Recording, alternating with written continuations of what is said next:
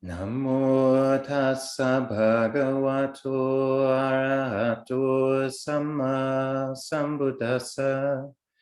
Namo tassa bhagavato arahato samma sambuddhassa. Namo tassa bhagavato arahato samma sambuddhassa. Buddhang dhammang sanghang namasami.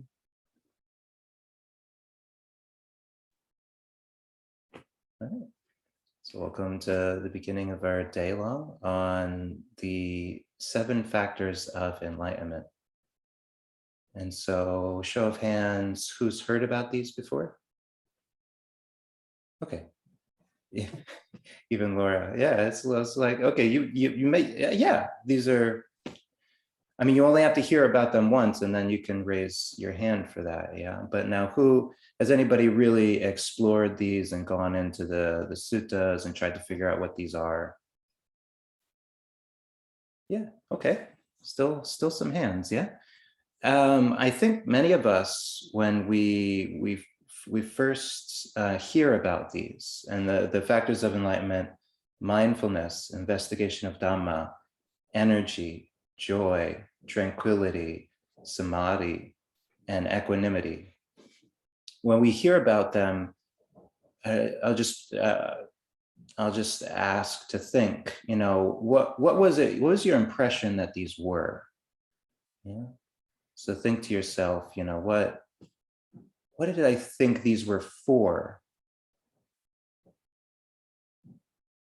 These things, and it probably is a very interesting anecdote. Whenever somebody in the great disciples or the Buddha were sick, he would say, "Hey, reflect on the factors of enlightenment."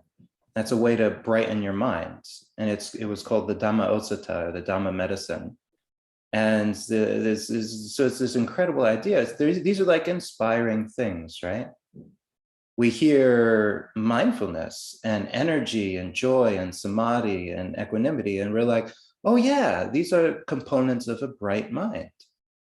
And that kind of inspires us. It's like, oh yeah, these are the things that lead to enlightenment. But then, we ask like, well, how do I get them? Because they're obviously a good thing. And that's where things get a little murky. Because then if, for those of us who have gone into the suttas, we get just a few little lines about what these things are, and absolutely nothing in terms of like a categorical technique driven way of developing them. The Buddha just says developing them is a good idea. And you're like, well, yeah, but how? Right? It's interesting to step back and be like, well, why would the Buddha put these out there? It's true that they're inspiring to hear about it. It's true that they remind us of the things that we get in practice. But then what is the function of this in the Dhamma? And when we do that, it becomes kind of this interesting exercise where we look at, well, why did the Buddha put out any list? And then we're like, oh, okay, well, the Eightfold Path, right? It's a path that we walk. And these are all things that you can develop that deal with your lifestyle, yeah? Or like the 5 aggregates, this is it's not a path. We're not walking it. It doesn't deal with our conduct, how we speak to, our spouse or friends or our coworkers. It deals with how we see the world. Do we see the component parts of the mind and not conflate a sense of self out of them? The 4 Noble Truths. What is our perspective on what we're trying to get? What is our perspective on our goals? Do we know the difference between wholesome and unwholesome goals? So each of these has its own function. And in a way, it's describing enlightenment. And, Bruce was over here on Thursday, and, we were looking through one of the suttas and, remarking that the Buddha has this tendency to, when he describes something in the mental realm, something that we all experience, but we don't necessarily think about or name. He throws out a bunch of different terms for it, like insight, wisdom, calm, light, penetration, nibbana, full enlightenment. You know, he throws out a bunch of words, hoping that one will stick, that one will make sense. Some of them are like physical similes, and some are more abstract, like what is insight? What is knowledge? More abstract.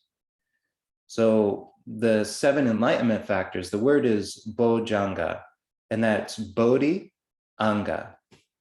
So the word is actually anga. If you've heard of the ashtanga, you know that in yoga you've got the, you know, this was a 7 or 8 limbs of yoga. Yeah, it's the same word. Anga means limb. It's like a physical thing.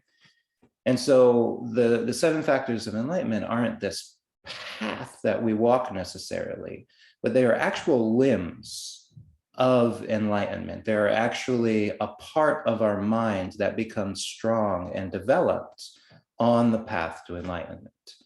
So in a way, the 7 factors are describing an enlightened mind. But it's not an all or nothing scenario.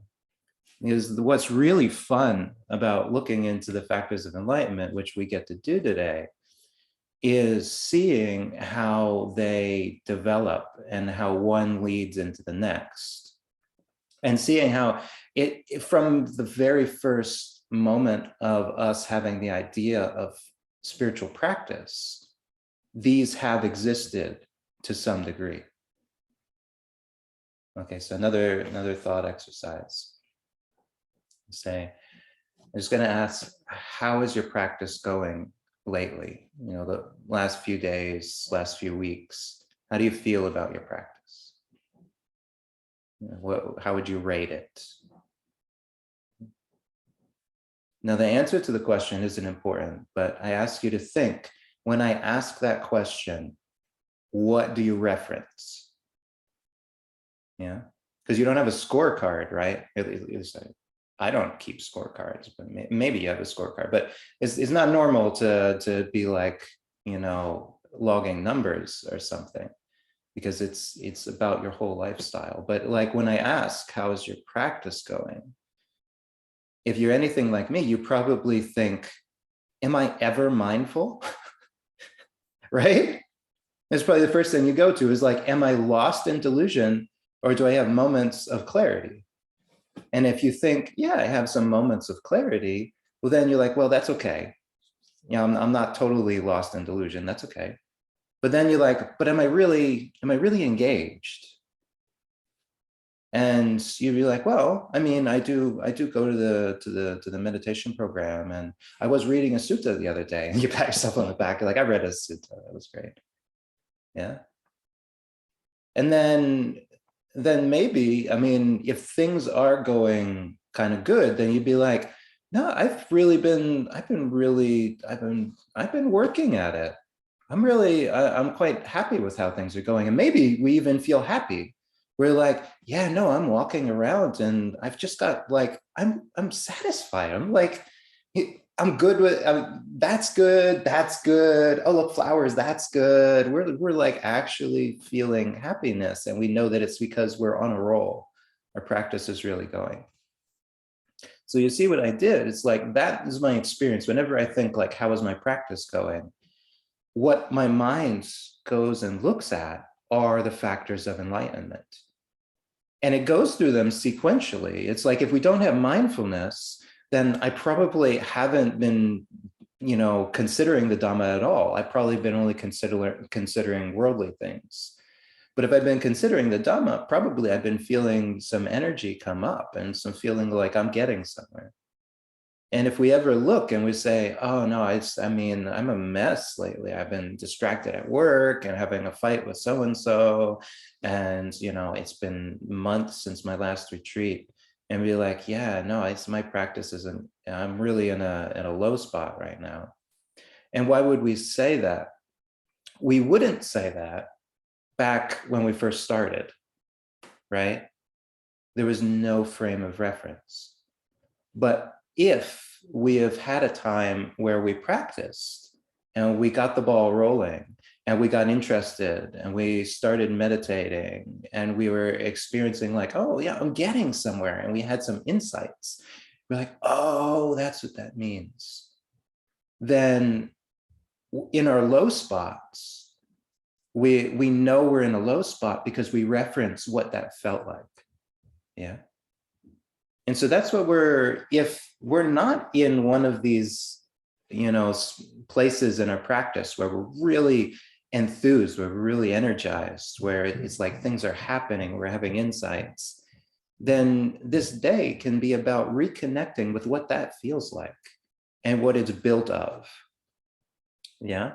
This is the thing that the Buddha himself did and encouraged for his disciples, is like when you wake up in the morning and you're sick and you got a fever and you don't want to do anything, you just want to lay around all day. He said, reflect on the factors of enlightenment. There's probably when you're sick and you're feeling miserable and you don't want to do anything, the factors are quite, subtle. But if you think like, oh, there was that one time where I really just put everything down and just really got to my practice, and it's like things really happen, then already the mind starts to become brighter. It reminds us that this is a path where we develop capabilities, we develop strengths that we can rely on. And it's not that these things are like a physical limb where if you haven't been exercising them, they're just useless. It's, you don't do any exercise, you don't eat right, and you struggle to lift even the slightest thing. And if you wanted to get that strength back, you would have to go to the gym, you just have to start, pounding protein shakes. It would take some time to develop. But in the mental realm, it doesn't take nearly as much time. If we have ever practiced intently, then we've already laid the groundwork. Yeah, we've already found that factor of enlightenment, and we just need to re-engage it, and it starts to come back. All right. So that's what we're doing today. And it's an invitation to whatever degree you want to look at these things and think about these things. And so we can begin with a sort of a guided meditation. And we'll do this for about, we've got about 45 minutes.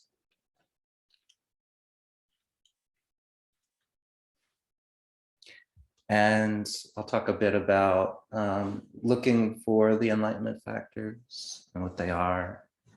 But at this time, you can just get comfortable. Yeah. Kind of set the scene so you won't be distracted. You have cats crawling up you. Get a drink of water. Be ready to sit and kind of consider.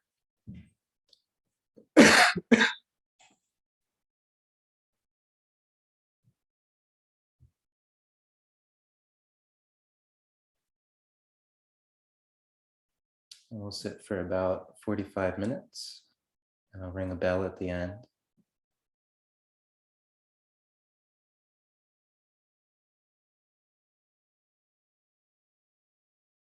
And as we start sitting, if we've had any experience with meditation, we know that we start by settling, yeah? And there's this dichotomy of the minds. Either we're aware of what's going on, or we're caught up in what's going on. And if we're caught up in what's going on, then we're kind of being led by our habits and our tendencies, our programming, yeah? And the world is just like one event draws us to do something, and the next event draws us to do something, and we're always reacting. But there's a moment, kind of the light comes on, and we're like, oh, I'm here. And we kind of know where here is. And we kind of know what we're doing and where we are and what time it is. And this is mindfulness, yeah? It becomes something special when we juxtapose it with not knowing, when we juxtapose it with ignorance or delusion. And so tapping into that sense of being aware of what's going on.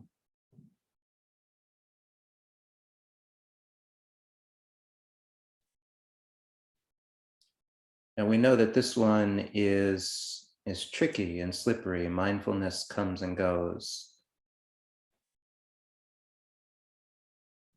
If we give some attention to it, then it gets strong, and we find that throughout our day we have these moments of like, oh, I, I'm here. This is what I'm doing, and we become like an observer. Our mind has this capacity to know that the experiences are just passing through. It doesn't follow them or grab onto them. It just lets them pass through.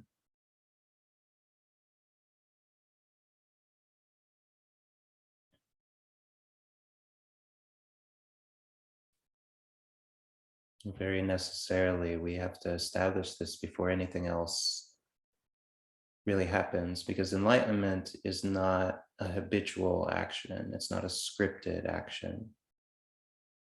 It's the exact opposite. Enlightenment is a high energy state where we're actively making all our own choices. We're aware of what's going on. We care about what's going on. We decide what to do. We're always acting and we're never reacting. And this starts with the mindfulness, knowing the difference.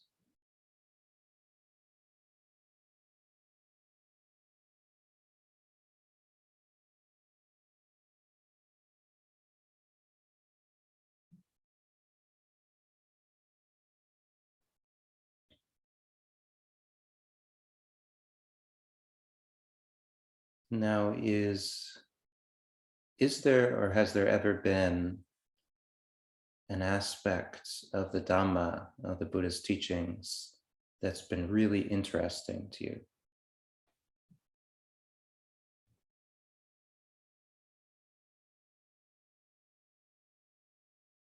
Some people are a bit confused by the second factor. What is this investigation? And I like to think of it as curiosity or interest. It uses the word vichaya. Dhamma vichaya means um, interest or application or curiosity. It means your mind is looking, is analyzing, is considering, is kind of drawn to a particular topic.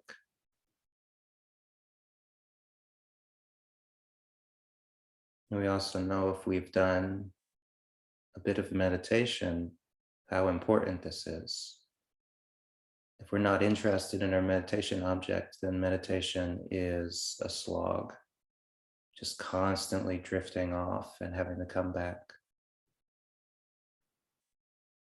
But when we have an object that is actually interesting to us, then we don't even have to think, may I be mindful?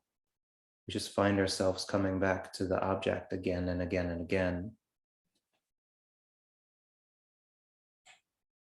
based on our enthusiasm for it. So rather than thinking of the subject itself and what that subject might be, recognize the factor itself. When you think of this thing which is really interesting to you, what does it feel like to be interested?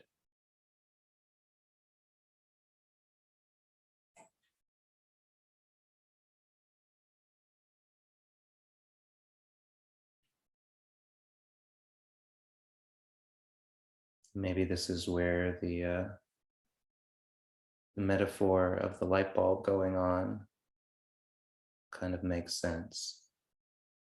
Because there's, yeah, okay, I know where I am, I know what's going on, kind of calm down. But then there's like, oh, but there's this thing here.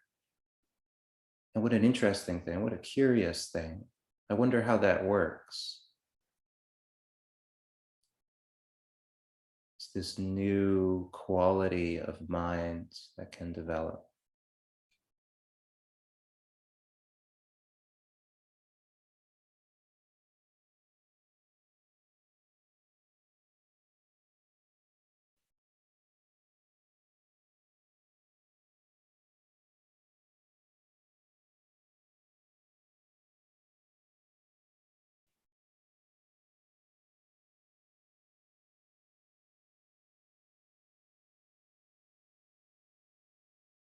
when we've really developed this, it becomes easier and easier to get interested in any topic, really.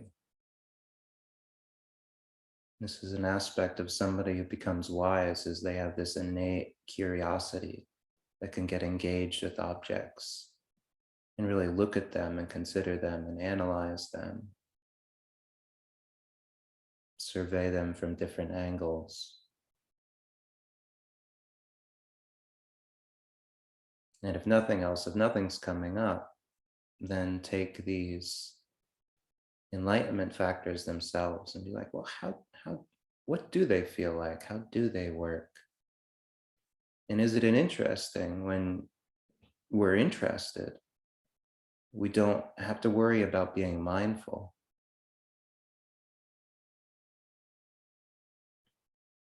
And what happens to our posture when we're interested? When we're struggling to be mindful of the present moment, often we're really feeling our posture, aren't we? Like, try not to be too relaxed that we fall asleep. Try not to be too stiff that we develop pain. Try to find the middle way. But the second we're like, oh, the Dhamma, yeah? This is what it's like to really be interested in practice, to want to practice, to feel that sense of sincerity. And all of a sudden, bam, we completely forget about our posture. And if we check in later, we might see that we've automatically developed a posture of paying attention. Like a child sitting upright in their seat in school when an interesting topic comes up. Like somebody at a sporting match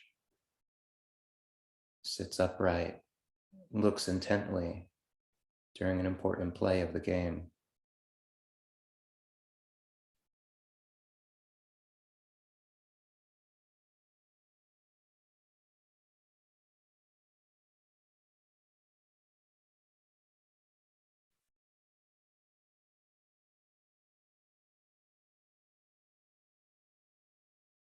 Isn't it curious how, as we start to get into looking at these factors, we start to get interested in, well, what is it really like when my practice gets going strong?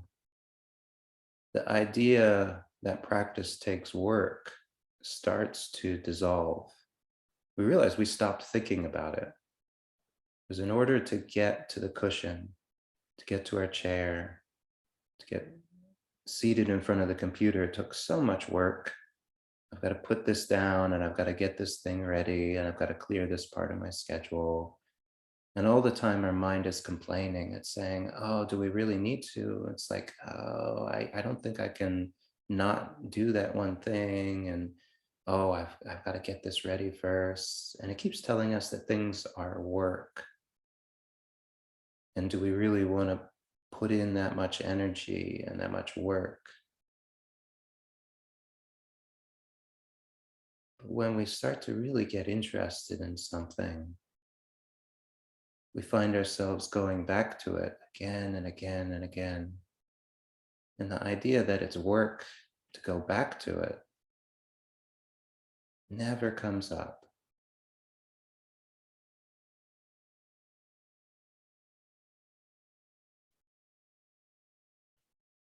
So what is it like when the factor of energy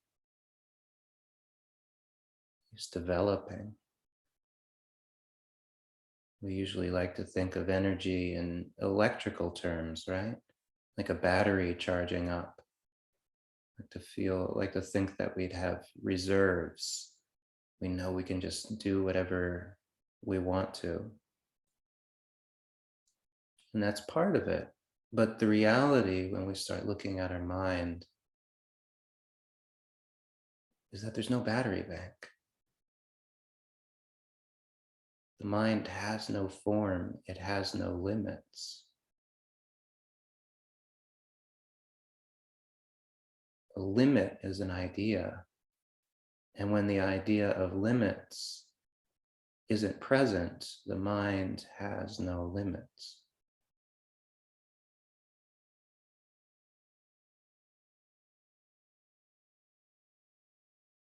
And isn't this amazing? Yeah. When we get really deep into a topic and really drawn to it, especially a Dhamma topic, a topic which deals with a fundamental aspect of our reality, something we know will help us deeply understand the world.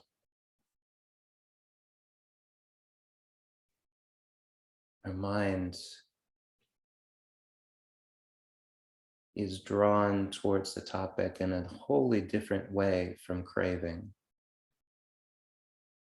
It's drawn because all of the things that hold us back just stop existing. And it's almost as though we could spend the whole day investigating this one thing, because the idea of time, the idea of having to be somewhere else disappears.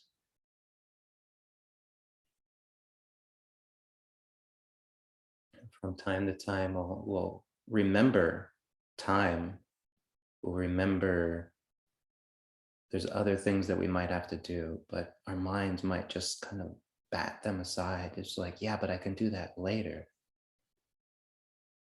There are these enlightenment factors.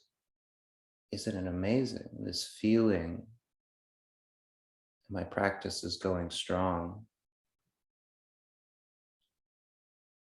that I can do this thing that I've never ever done before since beginningless time. I can finally figure out where my suffering comes from.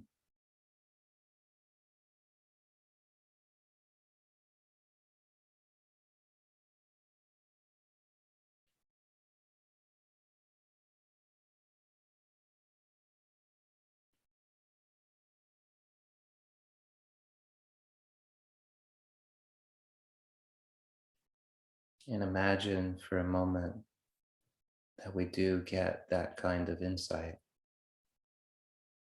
Maybe it's even thinking about the idea of figuring out where suffering comes from. This deep spiritual cellular memory, all the pain that we've experienced, and yet certain times in our life, we've met that pain with right mind states and an open heart. And we were able to say, yeah, this hurts, but it's okay. That's normal.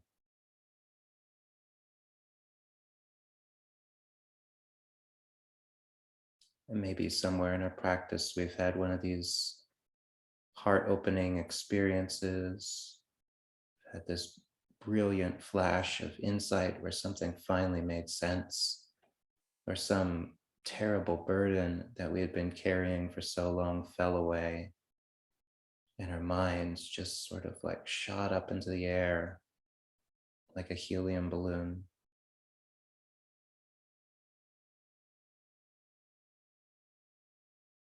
We felt light and free. In these moments, we really feel like we have become enlightened. We feel like we have understood the Dhamma. Like, this Dhamma is awesome. This Dhamma is great. And it's great, especially because looking down at the world as it recedes below us, the things that seemed so important suddenly become very small. Like, this is what it feels like to be free. Whether we describe it as ecstasy or joy, or you say it's happiness, it's lightness. Again, the idea of limits are long gone. The idea that we could be drawn into the world, entangled in the world, is long gone. We feel like we could do anything, we could think anything. We could be anything and anywhere at any time.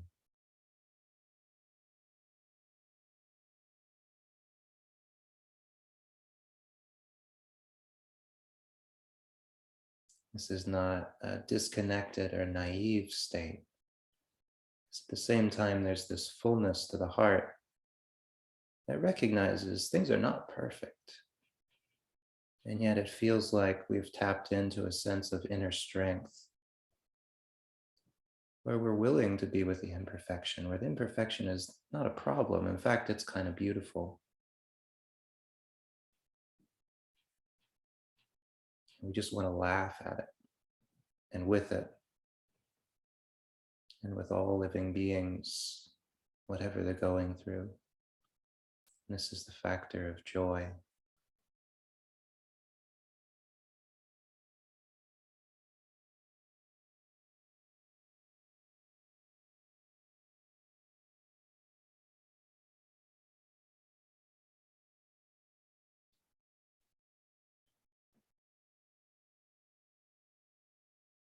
At first, it's quite bubbly and alive. Feels so good to be free. As we start to sail up into the upper atmosphere, things get very light, very quiet, very calm.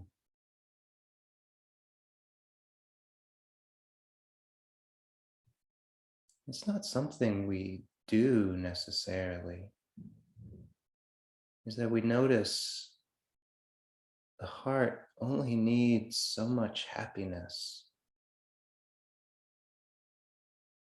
It's like a container, like a gas tank. And when the gas tank is full, we don't think, oh, but what will I do when it gets empty? We think it's full. I can do whatever I want now.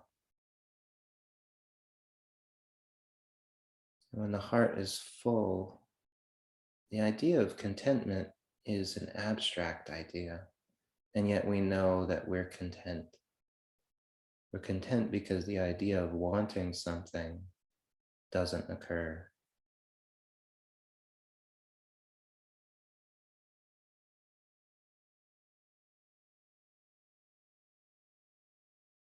And that's what tranquility feels like. Buddha relates sense of bodily ease and calm and tranquility directly to mindfulness. Suddenly we notice that our body is as though it's been wrapped in a clean white cloth, and we can feel the cloth as it touches every part of our skin. And when our mind is calm, our body is calm, and amazingly, even when we recognize there are little pains in the body, little itches in the body, posture might not be perfect, yet there's this brightness and this pervasiveness of the mind.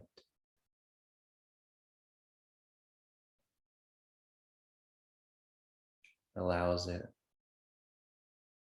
to just be, to just observe.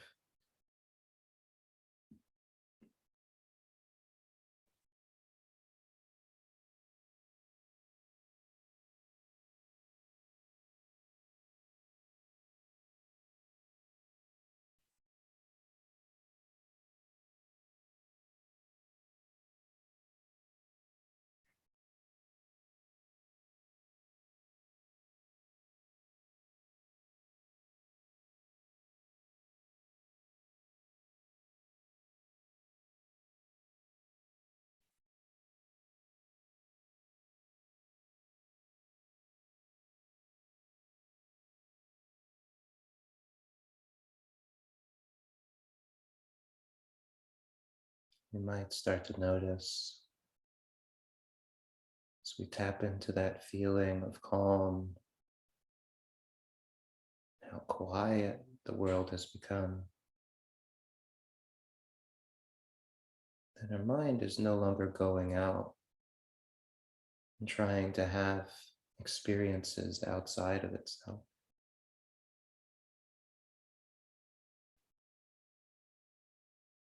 So there's this feeling of brightness, this feeling of presence welling up inside of ourselves that's drawing us inward.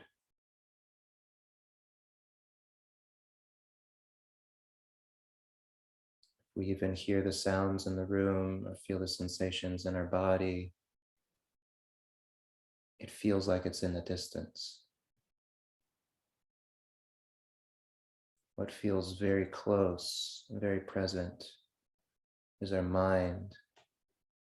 And it feels like anything we direct our mind to, we will have our complete attention on that spot.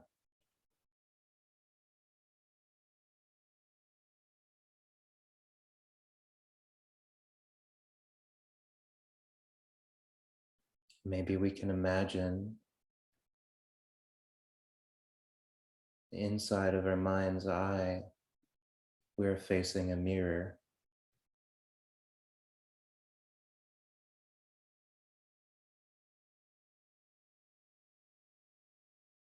And then maybe we see some light in the mirror.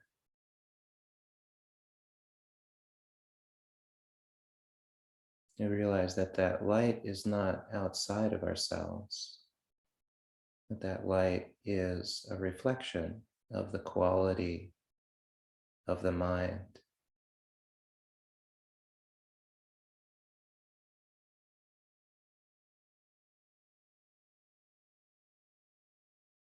The brighter the mind is, the shinier the reflection in the mirror. We start to have a sense that the only thing keeping the mind from being brighter is how much of the mind is outside of ourselves, is drawn out into engaging with the world. And at the point where the only thing that exists is the mirror in front of us, and all of the light of our mind is just striking this one point.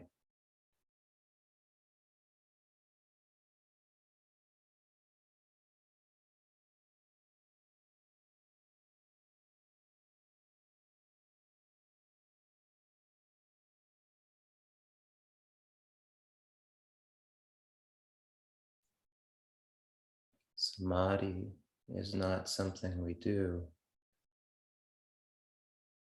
The mind naturally wants to be composed.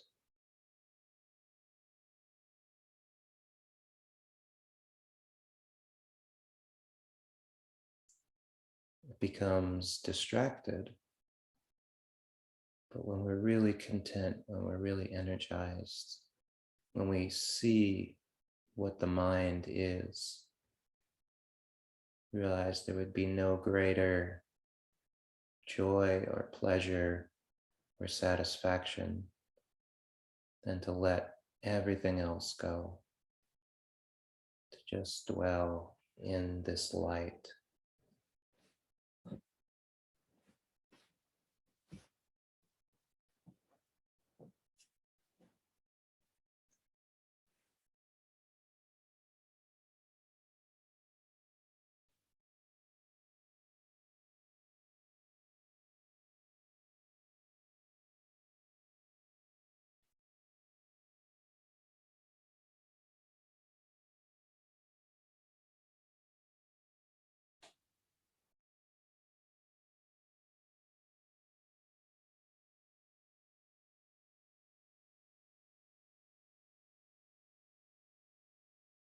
While we abide here, asking ourselves the question, can I let the whole world go?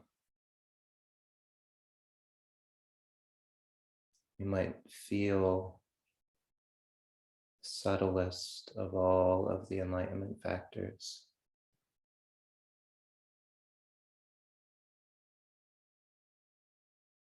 Calm,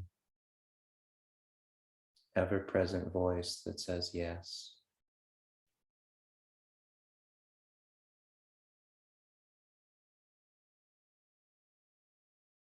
This is a factor of equanimity.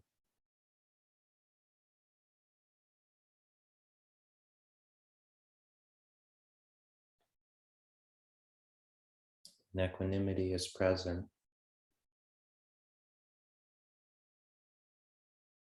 We know that the idea of self doesn't exist,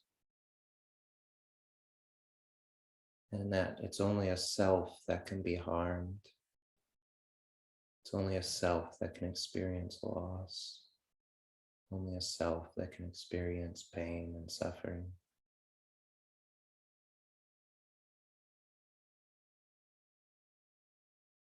As we let the world go, there's nothing here which is owned, nothing here which has to be controlled.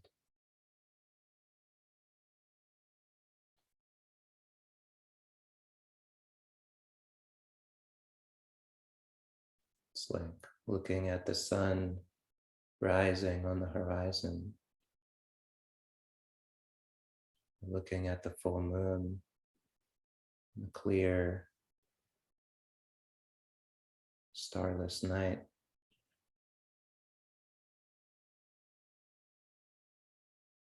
We wouldn't think in those moments, but what about me? What about what I want?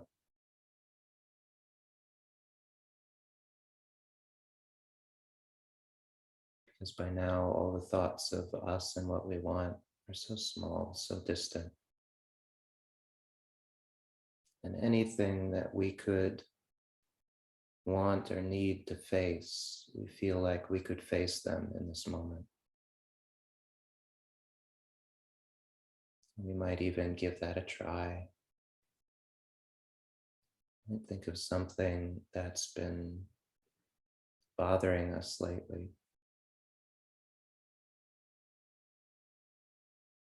And look at that thing with a sense of this calm and equanimity. And feel how the mind, established in this way, just kind of shrugs off all of the grievances, all of the annoyances, all of the attachments, because they're not important. They seemed important when we were in the middle of it.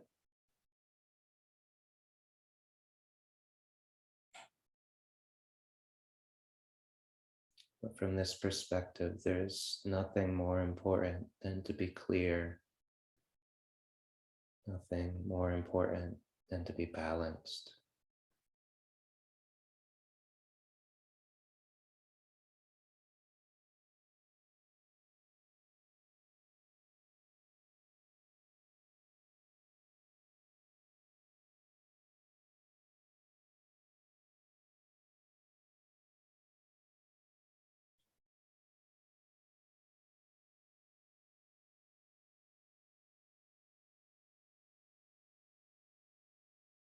The next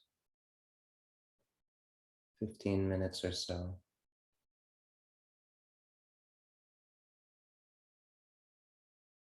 feel into each of these factors of mindfulness in turn. Are we here? Are we interested? Are we willing? Are we enjoying ourselves? And is it bringing us a sense of calm? Are we able to shed those things which weigh us down? Is the mind confident and ready to face anything?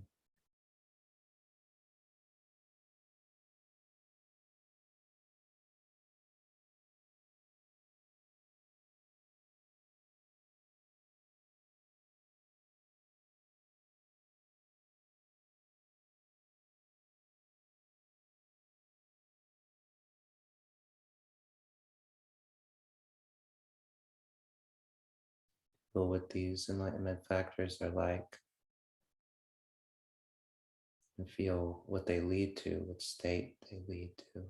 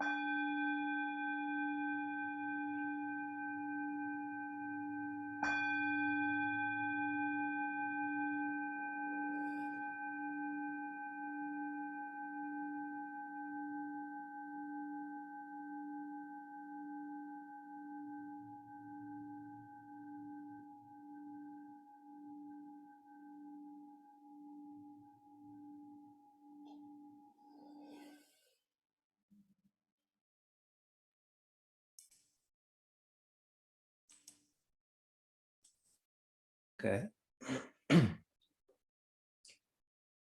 So that's an introduction to the enlightenment factors. And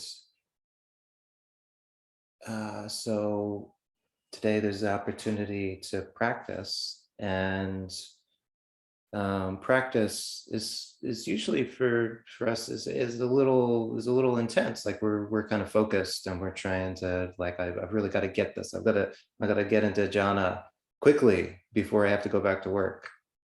Um, but sort of setting out these enlightenment factors might give a unique opportunity today. Well, now we can begin a period of walking meditation. So 30 minutes or 45 minutes, you can feel it out. And then maybe come back and do some sitting. If you have to go and do other tasks, then go and do other tasks. But when you do have any opening that you do have for practice, for formal practice, then find yourself on a walking path, going back and forth, or sitting on a cushion, and just pose that question, like, what if nothing else mattered right now? Yeah. And see if you can tap into that. If nothing else mattered, well, then these enlightenment factors would be present, in various degrees. And if they were present in various degrees, what would you apply your mind to in that moment? And if you want to know what investigation is like, well, then you could do virtually anything with these enlightenment factors. Like, what was that list again? What were the 7? What order were they in? Why does investigation lead to energy? Why does energy lead to joy? Why does joy need mindfulness and investigation before it happens? Any of these questions, yeah, kind of bring us back into what Dhamma is all about, yeah, figuring things out for ourselves personally. Yeah. All right, so that's kind of the structure.